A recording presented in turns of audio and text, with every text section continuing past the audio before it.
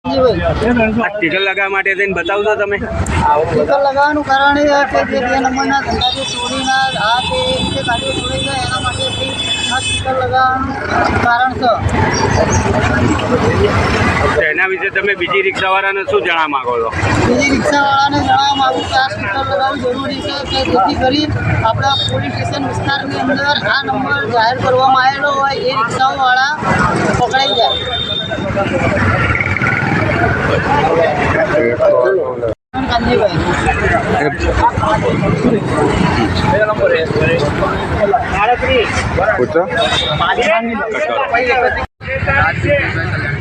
આ સ્ટીકર વિશે શું બતાવો છો?